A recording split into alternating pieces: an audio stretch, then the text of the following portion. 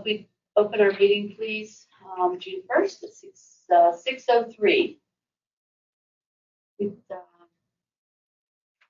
Would please stand.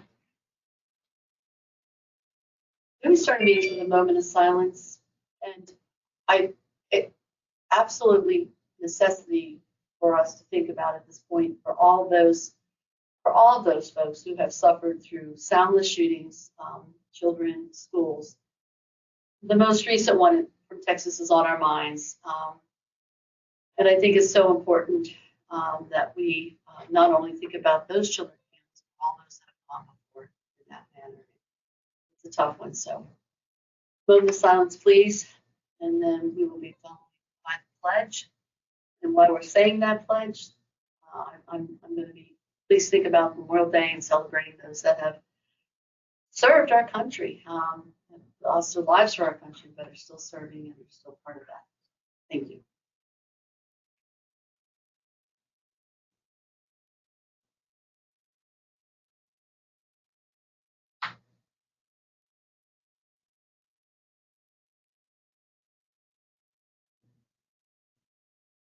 And now our pledge.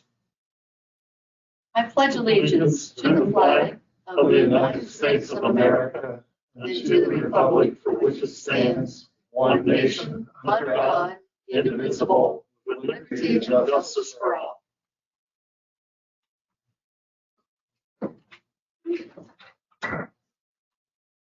Okay. First on the list, we have a public hearing on the 2022 Community Development Block Grant CDBG program. We have Martha with us, Director responsible for the County of Monroe, and you have a guest with you. I'm here for a couple things that the land has later on. Okay, later on. Okay, so we don't. Thank you for coming. I appreciate that. Okay, Martha, you want to stand up and tell us what? How are you? Good. Well, tonight I'm going to provide an overview of the Community Development Block Grant, which I will refer to it as CDBG.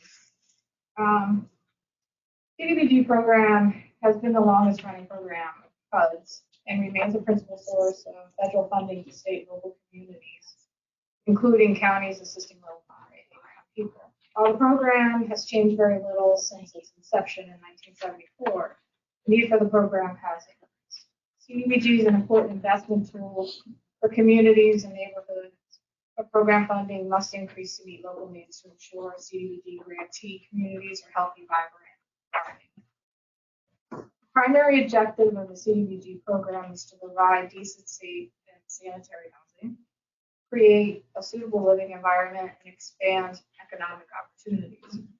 Each activity must meet one of 3 federally mandated national objectives, as set by HUD: benefit to low and moderate income persons, prevention or elimination of blight, and urgent need. Historically, the CDBG program in Monroe County has served 100% to low to moderate income persons. 70% of all CDBG programs must meet this one particular national objective, which is low and moderate income benefit. It can be accomplished in 3 ways: area-wide benefit, direct benefit, or limited clientele benefit. Area benefit is where activities must benefit all residents in a census tract block group, where 51% or more residents are lower income. And a good example of that are street and road improvements using CDBG funds. Limited clientele refers to a presumed population group like seniors, homeless persons, battered spouses. Income eligible, which are persons who qualify by documentation of household size and income. Nature and location may reasonably be concluded that the activities clientele will primarily be low moderate income person, and a good example would be a tutoring service for a public housing complex. Direct benefit has 2 subcategories: housing and job creation. Under the housing subcategory, the most common CDBG funded activities are occupied housing rehabilitation. For decades, the County of Monroe has provided CDBG funds to their housing rehabilitation program, which is administered by the authority. The program brings properties up to local codes and maintains health and safety through lead-based paint testing, as well as radon testing and supported energy efficiency.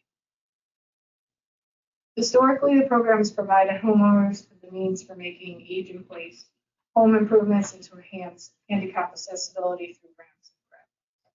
In the last 10 years, the authority has assisted approximately 300 Little Mod households. Our goal for 2022 is 24 units.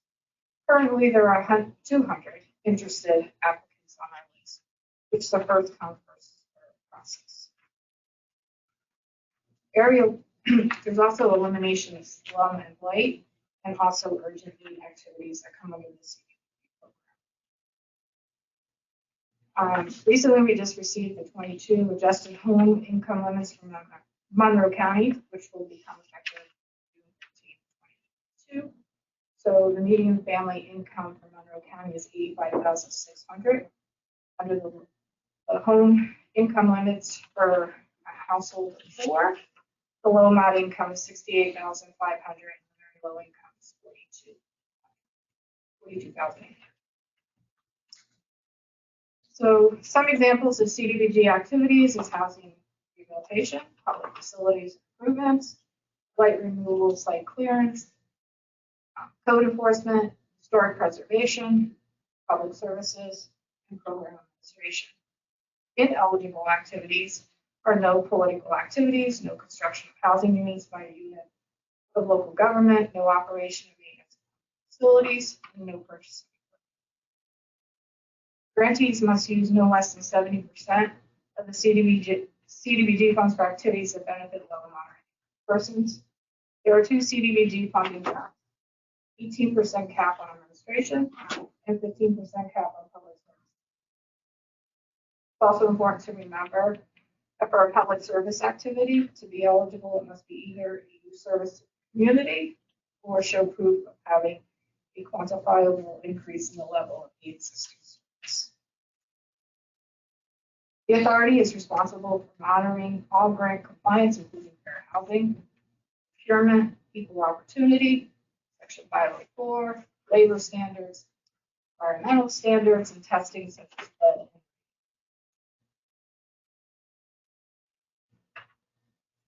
This morning, DCED held a webinar on the 2022 CDBG program. Currently, the 2022 CDBG allocations have not been out. They are expected to be sent out later this week or early next week. During the webinar, it was announced that the Pennsylvania 2022 CDBG annual allocation was decreased by approximately $1.5 million, which means that counties and boroughs will see a decrease in their annual allocation. It was also mentioned that population figures used to determine these allocations for the 2020 decennial census.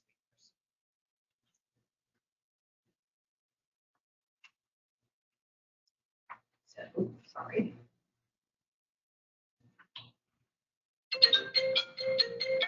That's, Not mine. I know. So what has changed in recent years? Funding from CDBG funding has declined. The program has never been adjusted for inflation, even though program operating costs increase annually. These incremental costs over time have meant that local applications for funding go unmet, staff positions are cut, and local projects are delayed. In 2003, the highest allocation in the county was $708,135. Then there was a decline in CDBG awards during the Great Recession, with a slow increase starting around 2014. In 2021, the county received a little over $430,000. So the need for CDBG is absolute, even though the number of communities eligible for CDBG funding has grown. This has caused a reduction in current CDBG allocations to states and local governments because of the lack of adequate CDBG funding that's actually needed.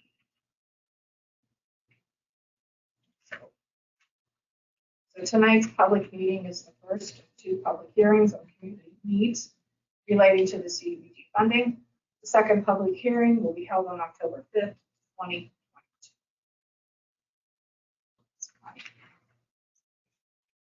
Thank you. Any questions? Martha, I have a question. On the allocation, what does East Stroudsburg and Stroudsburg predominantly use their money for?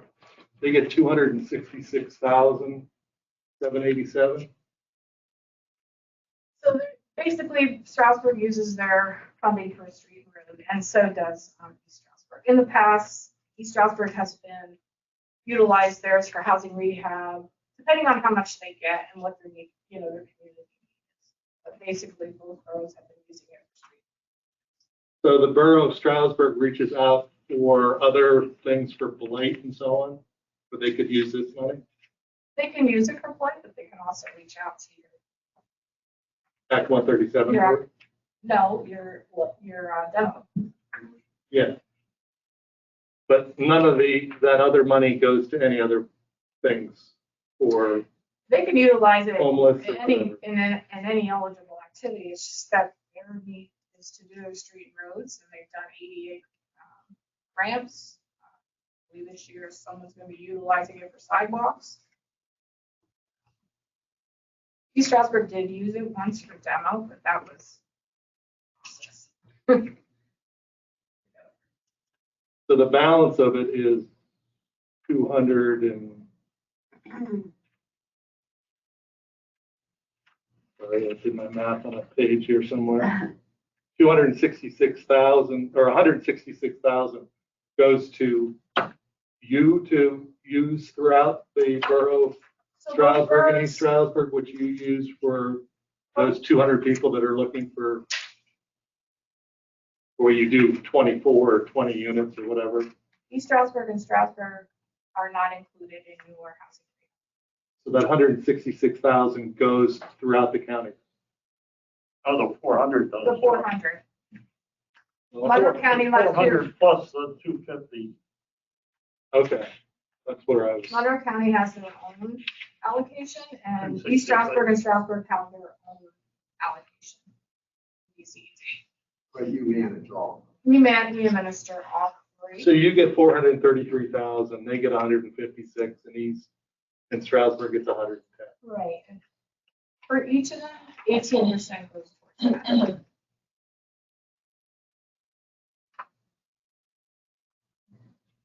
Martha, you've been involved in a core group kind of at least talking about finding housing for workforce and affordable housing to try to increase the housing stock to keep people who would otherwise work in resort industries, retail, et cetera, et cetera. You've been involved in at least a couple of those meetings.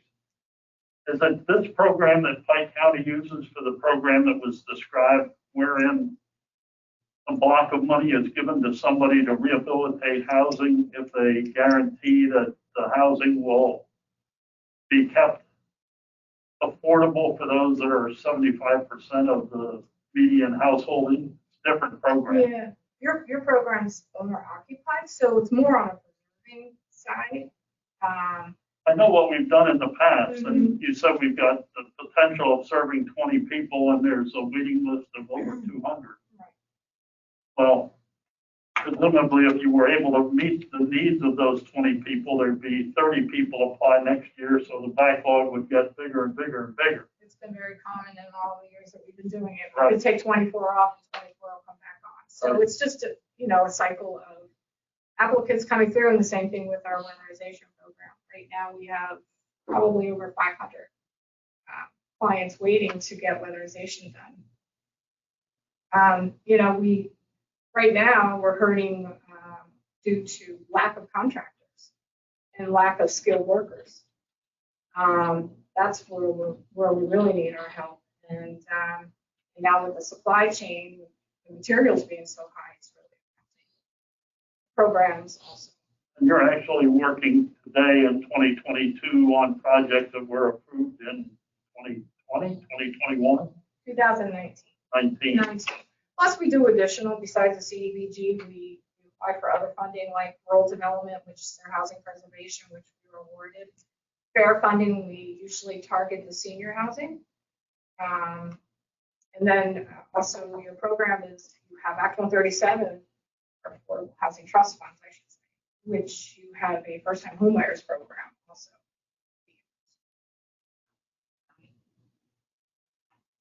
And how vibrant is that program? That has slowed down. That has slowed down, and just a few applicants that have come through at the beginning of the year. It's the housing costs. I was gonna say, you would think that at the price of houses today, there ain't no such thing as a first-time home buyer. Yeah, it's seen a decline. We were pre-pandemic, I would say the program was still very low. And then you could see it just slow down. And then with the interest rates also. Not, that high, but still it's different than. Did your webinar today say the decrease of 1.5 points in funding for Pennsylvania is because of the census? The census tract, yes. I mean, because of I'm sorry, the overall- census, right. yes, the 2020, yeah, they utilized Pennsylvania that. lost, so Yes, Utah might have picked up our 1.5%, or some state that, so based on their allocation, there's 50 counties that will have a decrease, and then there's 110 boroughs and cities that will also receive a decrease in their allocation. So they told us that they would be out by the end of the week, early next week. but presumably the 1.5% decrease for Pennsylvania is because Pennsylvania lost population in the 2020 Well, census. and then also there's, CDBG is under Act 179 in Pennsylvania. So there was a lot of factors that were in that act that where entitlements didn't make it to, to receive the allocations from the states.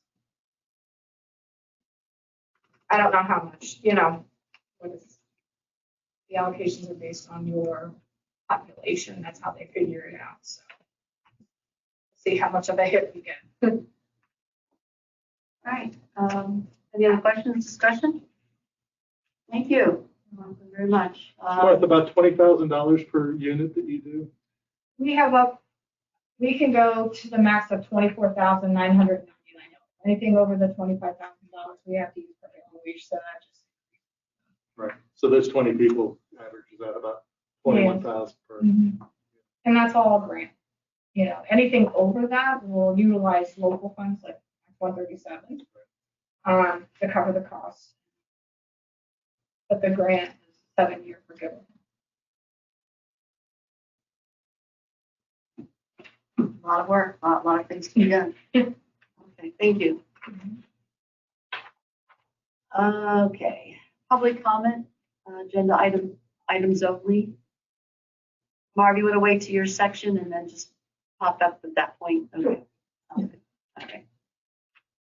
Hey, hearing none, let's move for a motion to approve the minutes of the 5/18/2022 Commissioners meeting. I'll make that motion. Okay, we first, I don't see where that is. Was John here for that? Or do you have, the minutes are over there. I didn't bring, Yep, I know, they're here. one Commissioner Christie would be jailed for making a motion. Yeah, especially when we have Deputy Dodge here. Now, he's prowling. He'll take me away in handcuffs. Right now. in present. I saw it live. Must have been some other Christie. Okay, so, I moved, John seconded. yeah, we have first and second, all in favor? Aye. Aye, opposed? We do not have any proclamations or certificates this evening, so moving on to new business. Under personnel, do I hear a motion to approve the actions listed in number 1, items A and B. Second. First and second, any discussion?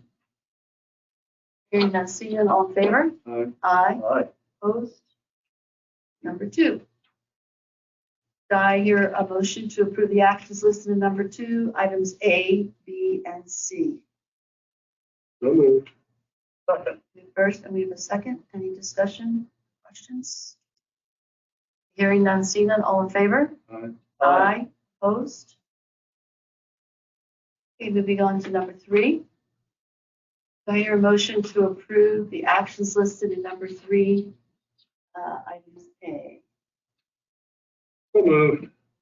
Second. We have a first, we have a second. Any discussion, questions? Hearing none, seeing none, all in favor? Aye. Opposed? Number 4, Monroe County Children and Youth Services. Do I have a motion to approve the actions listed in number 4, items A through E? So moved. Second. We first and second. Any discussions, questions? Hearing none, seeing none, all in favor? Aye. Aye. Aye. Opposed? Moving on to the Commissioner's Office, item number 5. Do I hear a motion to approve the actions listed in number 5, items A through J? So moved. Second. The first and second, any discussion items? Do you want to comment on aye? Well, after a long and process, we have come to an agreement with the Stroudsburg Area School District to rent Ramsey for a period of 6/1/22 to 5/31/24 for $1, plus the cost of necessary renovations. We expect the renovations to be about $1.2 million to $1.4 million. This allows us to utilize that space, hopefully, the blessing of the Borough Council, so that we can use that as swing space for the courthouse expansion. We'll be upgrading the HVAC system. We'll be making some changes with regard to entrances so that it can be entered from the rear with an ADA access. And we will be keeping the playground separated from this area. And it should be pointed out that even though the cost of renovations are substantial, there are still savings over the amount that it would cost us if we had to move people piecemeal around the courthouse while construction was taking place. In other words, it cuts down on the construction time, and just the appreciation in costs over a month or somewhere around $100,000 every month of extension of the project. So it's a substantial amount of money to pay for renovations, but it is more than covered by the savings that we have by being able to move people en masse from the courthouse to Ramsey and then back. As well as keeping them close to the courthouse. The location sometimes is everything. Anything else? Okay, the only thing I would like to highlight is item C, which is the county furniture, which are having an auction. What date? The date is 6/24/2022. What time is that? 9 o'clock is the view at 10 o'clock. 9 o'clock viewing and 10 o'clock auction, and it is going to be where? It's over at the county warehouse, 246 Lackawanna. 246 Lackawanna There'll be an Avenue. advertisement. Okay, in East Stroudsburg. Yep, okay. So I'd encourage, furniture is not bad. There's some decent stuff. So if you don't mind having some use, great. You're looking at me. I guess not, okay. Okay, Everything's relative. that's Sharon. right. Okay, Mr. Auction Person himself. Okay, thank you. Any further discussion on any area? Hearing none, seeing none, all in favor? Aye. Aye, opposed? Okay, moving on. District Attorney's Office, and we have a guest with us tonight. Do I hear a motion? Well, we'll do the motion and then we'll let you talk. Do I hear a motion to, for item 6, number 6, item A, the District Attorney's Office? Make a motion, open for discussion. I'll second it. Okay, Waiting with bated breath to see Eric? what the $210,000 is going to be used for. Well, this is the second year of the grant. We got a grant last year for $195,000. And I had undercalculated the wages, so with an adjustment, it went to 210 this year. and was approved by the State Gaming Commission and awaiting your approval. What it consists of is a full-time detective and a part-time prosecutor and the necessary support equipment to investigate illegal games of chance, to confiscate those games of chance and prosecute the offenders who are operating them. The problem with these games of chance that are in your convenience stores, gas stations, tobacco shops, and other locations throughout the county is that they're unregulated. We're a casino gaming machine. About, I think, 93% of money taken in is distributed as winnings, where these machines, these illegal machines, probably 75% is kept by the owners of the machines. Also, they're unregulated, and there are no taxes paid on any of them. Eric, when that law was passed to allow this at truck stops, you had to have certain criteria. You had to have parking for 15 tractor trailers. You had to have these games of chance. Was that amended? I do not know.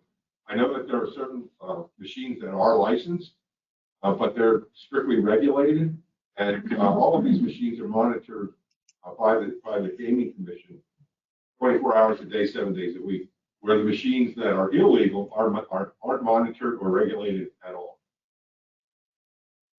What's been your success in the first year? If we're in the second year of the grant, We've prosecuted, we've filed 3 criminal prosecutions.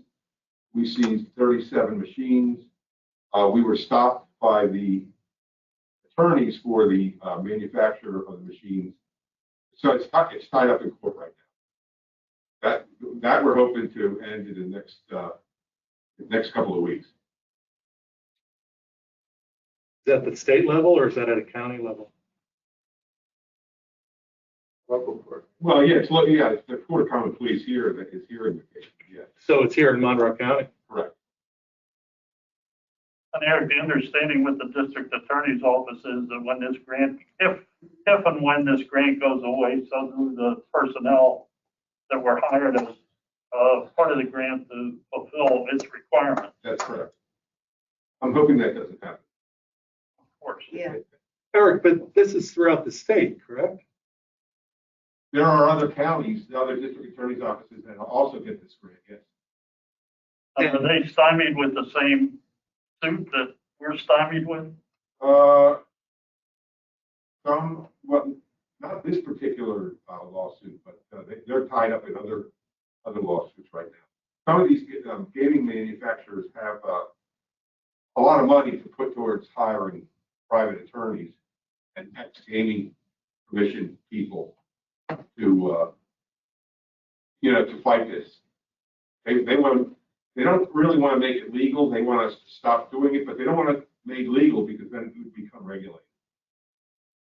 So they're at a conflict right now. And just order of magnitude of the 3 entities from whom you've gotten machines, what's the largest number that you remove from any one facility? I think maybe 11, 12 machines from one facility. And so in many cases, it isn't onesies and twosies. It's a pretty well planned out. Some of them are, and some have just 1 or 2 machines. Right.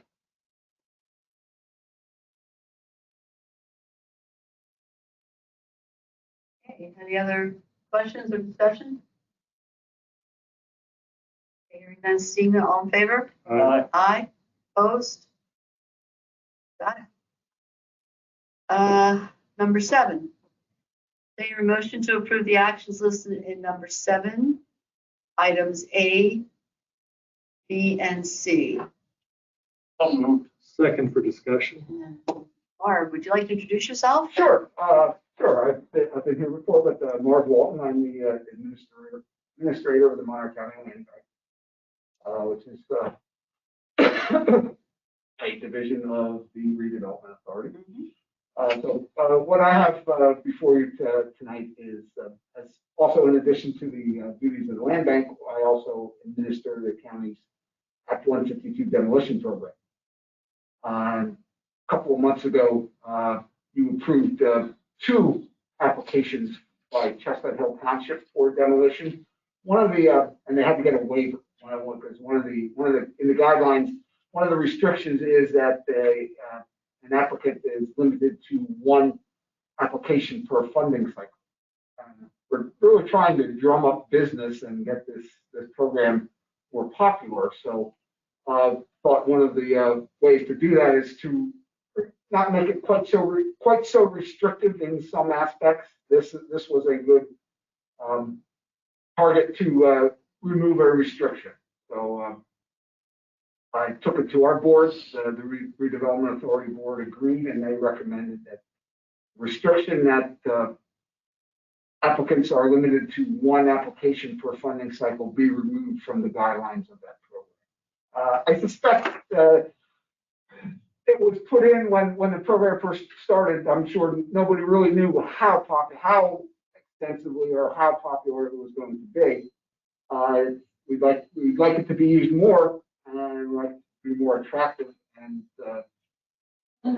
subsequently recommending that restriction be removed. If it gets to be that where we have a real run on them, we can always put that restriction back. Make it sound like money's no object. How does the program fund it? The program is funded by $15 on every deed and mortgage that gets recorded in the county goes into the Act 152 fund. Mark, do you have any idea what the ballpark value of that fund is at this point? Martha had given me some figures about 2 or 3 weeks ago, and it was over $1 million, 1.2 million right now. The Mark Stroud Township can come in and ask for $1 million to clean up the Penn Hills mess? No, there are caps. For a cap on a residential demolition is $40,000, and the cap on a commercial demolition is $100,000. But how many times can I go for that? That cap is once a year? The cap is per application. So what's to say they can't file 10 applications? Haven't thought of that. I'm just saying that if I was a developer and I had a property and I had X amount of buildings on that property and I want to get rid of them, I could turn around and just make 14 applications. Well,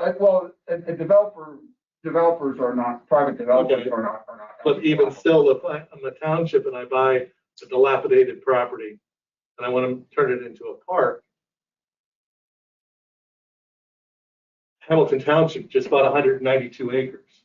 Mhm. Okay, and if there's 4 or 5 structures on that, they could make applications for that, correct? Yes. I understand what you're saying, but sometimes it's better to have the ability to have to ask from somebody else rather than you to facilitate your process, you know? what I'm saying? Sure, I see it. It's better to ask for a waiver on a case-by-case basis rather than to have a blanket, rather than to have it more broad in nature. I appreciate it. Well, the way that, I don't know what the conversation was within your board, but the way that it is, it's just saying that they're not limited to 1. So you still can have the You can still- requirements within the application. Right. I would assume that you would go to the second one in a given municipality only if nobody else had applied, or there wasn't applications coming from other municipalities.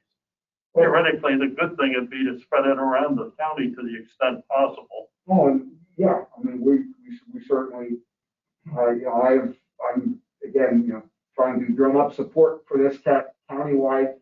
The current restriction is 1, so a municipality or any applicant is limited to 1 per funding cycle or one annually.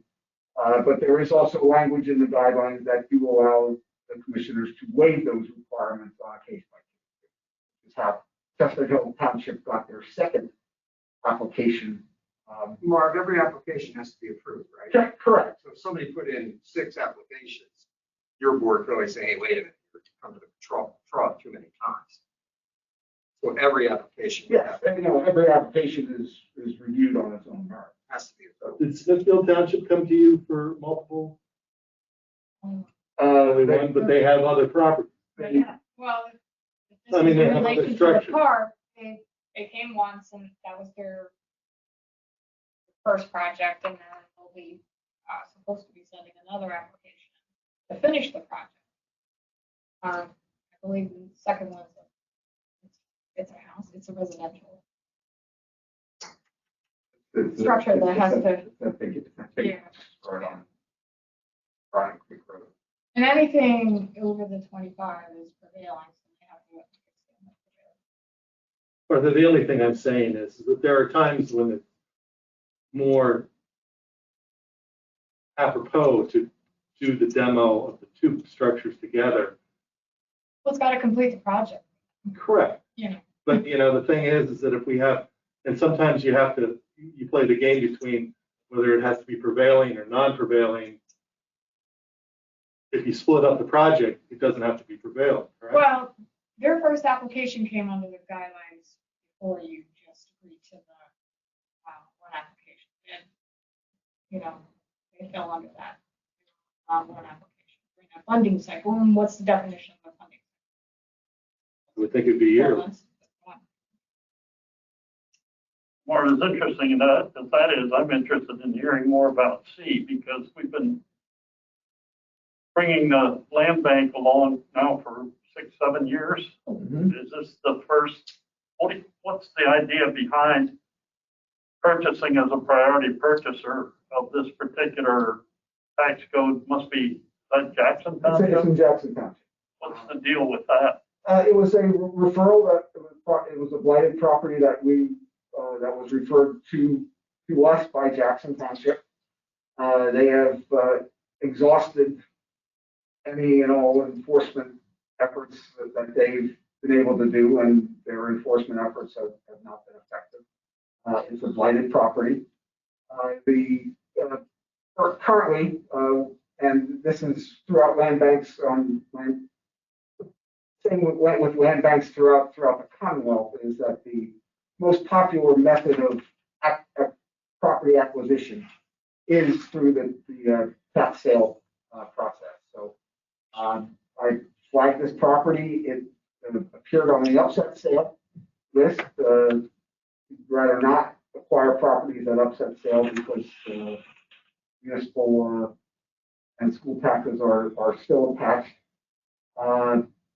But it did not sell at the upset sale and did appear on the judicial sale. So it's a property that I would like to acquire and redevelop. The land bank law specifically allows land banks to have what's known as priority purchase or priority bid status, so that it's not exposed at the judicial sale for speculators or out of the area investors that would purchase the property and not do anything with it. So this is our first purchase using the judicial sale priority bid. But you still have to pay the school taxes on this? No, at the judicial sale, everything is wiped out with the exception of any federal, if there are any federal taxes involved. So if and when you acquire this property, you'll do what with it? We will, in all likelihood, demo it. The adjoining property owner has expressed an interest in acquiring it as a side lot. Our board has also expressed an interest in possibly redeveloping it as affordable housing. So There's a need. Any other questions? Thank you for that information. Well, more to be discussed, I'm sure, moving forward. Any further discussion, questions? Okay, hearing none, seeing none, all in favor? Aye. Opposed? Okay, thank you. Item 8, now motion to approve the actions listed in number 8, items A and B. computer capital purchases. So moved. Second. We have first and second. Any discussion? Hearing none, seeing none, all in favor? Aye. Opposed? Miscellaneous, any miscellaneous from my fellow commissioners? None from this side. I'm going to make the announcement that we did have a meeting during our work session. We had made a commitment for our Monday night, our Wednesday night, first of the month meetings for 6 months. Starting in December, this would be the 6th month, and we are going to go back to the 9:30 meeting. So there was a discussion about it and a vote, and that's where we're at. So we will make more advertisements about that, and it will be advertised in the paper. So for July, we will be at 9:30 in the morning, July 6th. Okay. Anything else? Public comment? Public comment? It's not about anything on the agenda or? No, that's where the public comment comes in. So, my property is adjacent to everything in the county. And the project has been incredibly disruptive to my business and everyone else is on 6th Street. And, most recently now, the telephone pole is 2 feet closer to my building. So 2 wheelchairs can't pass. All of you have basically said if it's an easement and it's up to PPNL, you guys have nothing to do with it. But this entire project is on all of you.